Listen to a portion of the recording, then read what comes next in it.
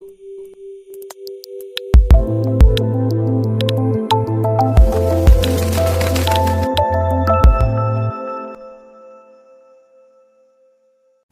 वालेकुम दोस्तों, उम्मीद करता हूँ आप सब खैरियत से होंगे। मेरा नाम है नुमान अख्तर और आप देख रहे हैं ओरिजिनल जेम्स। आज मैं आपके लिए लाया हूँ फ़िरोज़ा स्टोन की एंटीक और रेयर तस्बीह जो कि मार्केट में आना बंद हो गई है तकरीबन। आजकल डीलर्स 5-6-7 हज़ार रुपये में आपको तस्बीह दे देते हैं फ़िरोज़ा की। वो रियल तस्बीह नहीं होती। ये आपके सामने 100% रियल तस्बीह है और इसका वज़न है 280 ग्राम।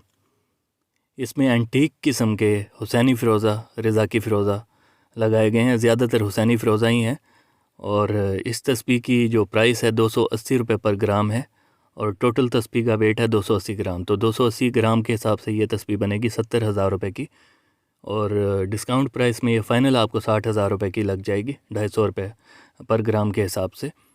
ठीक है, उसमें भी मैं आपको 10,000 रुपये छोड़ रहा हूँ 70,000 रुपये में से। ये जो इसमें दाने लगे हुए हैं दोस्तों, ये 2,000 से लेकर 3,000 रुपये पर ग्राम वाले स्टोन लगे हुए हैं। बहुत ही एंटीक दाने इसमें लगाए गए हैं।